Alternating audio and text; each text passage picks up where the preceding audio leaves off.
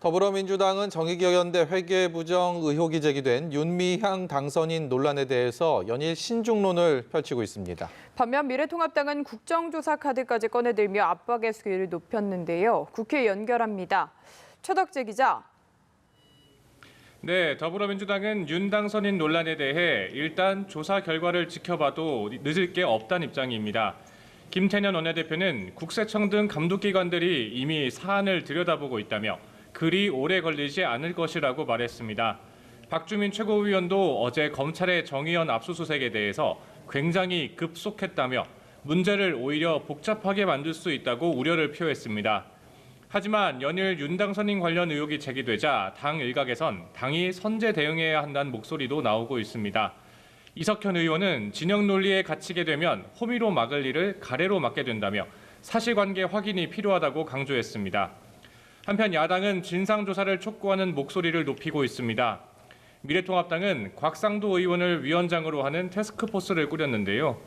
이종배 정책위 의장은 진상규명과 사퇴를 촉구하고 국정조사 추진도 논의할 거라면서 시민단체가 회계를 부정적으로 하지 못하게 하는 제도도 만들겠다고 했습니다. 정의당 심상정 대표도 윤 당선인 본인에게만 맡길 게 아니라 민주당이 직접 나서 진상을 조사해야 한다고 촉구했습니다. 한편 한명숙 전 국무총리의 불법 정치자금 수수 사건에 대한 재조사를 둘러싼 여야 공방도 계속되고 있습니다.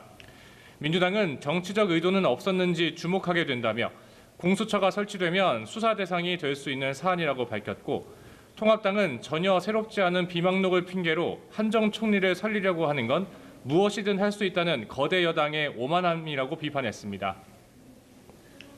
네, 미래통합당 오늘과 내일 이틀 동안 당선인들을 대상으로 워크숍을 진행을 하는데 어떤 내용들이 다뤄지게 됩니까?